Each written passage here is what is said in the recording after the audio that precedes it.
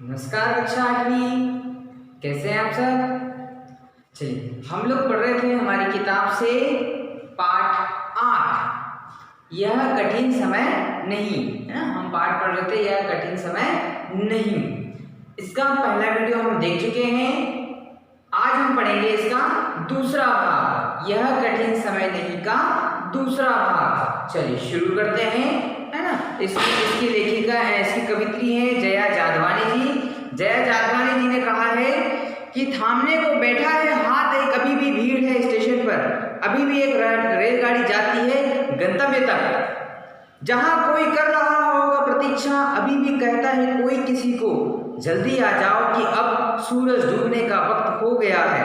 अभी कहा जाता है उस कथा का आखिरी किस्सा जो बूढ़ी नानी सुना रही सदियों से दुनिया के तमाम बच्चों को। अभी आती है एक बस अंतरिक्ष के पार की दुनिया से, लाए गए बचे हुए लोगों की खबर नहीं, यह सबसे कठिन समय नहीं है। लेखिका जया जादवानी जी कहती है कि अभी भी लोग प्रतीक्षा कर रहे हैं, अभी भी लोग अपने अवसर आने की प्रतीक्षा कर रहे हैं, अभी भी लोग अपने समय के आने की प्रतीक्षा कर रहे हैं, है ना। अभी भी रेलगाड़ी जाती है गंतव्य तक, रेलगाड़ी अभी भी अपने गंतव्य स्थान तक जाती है, अपने मार्ग तक जाती है, वो रुकती नहीं है ना। वो अपने यात्रियों को लेकर के जाती है। तो अभी निराश होने की आवश्यकता नहीं है, अभी प्रतीक्षा करने का समय है। जहां कोई कर रहा होगा प्रतीक्षा, है ना, कोई व्यक्ति तुम्हारे आने की प्रतीक्षा कर रहा होगा। ऐसा कई बार होता है ना कि पिताजी बाहर गए हुए हों और हम उनके घर आने की प्रतीक्षा कर रहे हैं कि पापा शाम को घर तक वापस आएंगे। तो यही बात कह रही है कवित्री कि जहां कोई कर रहा होगा प्रतीक्षा, तुम्हारे आने की कोई प्रतीक्षा कर रहा होगा, कोई इंतजार कर रहा होगा, अभी भी कहता है कोई किसी को जल्दी आ जाओ, है कि अब, है ना। ये है कि अभी भी कहता है कोई किसी को, अभी भी कहता है कोई किसी को, जल्दी आ जाओ कि अब सूरज डूबने का वक्त हो गया है। अर्थात अभी भी तुम्हारी प्रतीक्षा में कोई व्यक्ति बैठा है और वो कहता है कि सूरज डूबने का समय हो गया है, अब घर आ जाओ, अब तुम्हारा समय हो गया है घर आने का, अब तुम घर आ जाओ। जैसे चिड़िया पूरे गगन में घूमती रहती है, जैसे पक्षी पूरे आसमान में घूमते रहते हैं, लेकिन शाम होते होते वो भी अपने घर में पहुंच जाती है, वो भी अपने घोंसले में पहुंच जाती है। वैसे ही व्यक्ति भी दिन भर काम करता है और शाम को अपने घर में पहुंच जाता है, शाम को अपने घर अपने बीवी बच्चों के पास पहुंच जाता है ना। ऐसे ही कोई यात्री जो होता है वो समय यात्रा करता है, अपने पथ पर घूमता है, लेकिन जैसे ही उसका पथ निकट आता है, उसकी मंजिल निकट आती है, वो अपनी मंजिल की ओर पहुंच जाता है। तो कहा है कि जो कोई कर रहा होगा प्रतीक्षा, अभी भी कहता है कोई किसी को, जल्दी आ जाओ कि अब सूरज डूबने का वक्त हो गया है। अभी कहा जाता है उस कहानी का आखिरी हिस्सा, उस कथा का आखिरी हिस्सा जो बूढ़ी नानी सुना रही सदियों से दुनिया के तमाम बच्चों को। आज भी बूढ़ी नानी हमारे, है ना, कवित्री ने कहा है कि आज भी नानी दादी जो है अपने बच्चों को कहानियां सुनाती है ना।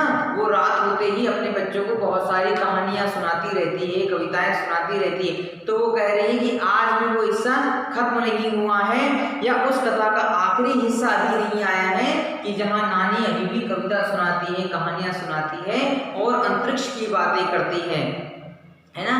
कहानी किस्सों में नानी जो होती परियों की कहानी सुनाती है, एलियंस की कहानी सुनाती है, अंतरिक्ष से कहते कि अंतरिक्ष से कोई आएगा, जमीन पर आएगा, कोई भगवान आएगा, है ना। इस तरह की अलग अलग कहानियां जो है हमारी दादी नानी हमें सुनाती रहती है। तो कहते हैं कि उस कथा का आखिरी हिस्सा जो बूढ़ी नानी सुना रही सदियों से दुनिया के तमाम बच्चों को, है ना, अभी आती है एक बस अंतरिक्ष के पार की दुनिया से।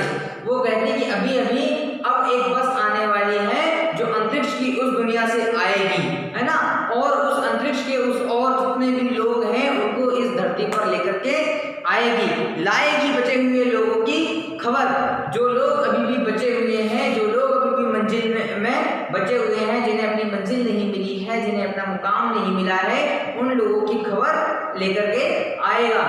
नहीं, यह सबसे कठिन समय नहीं है।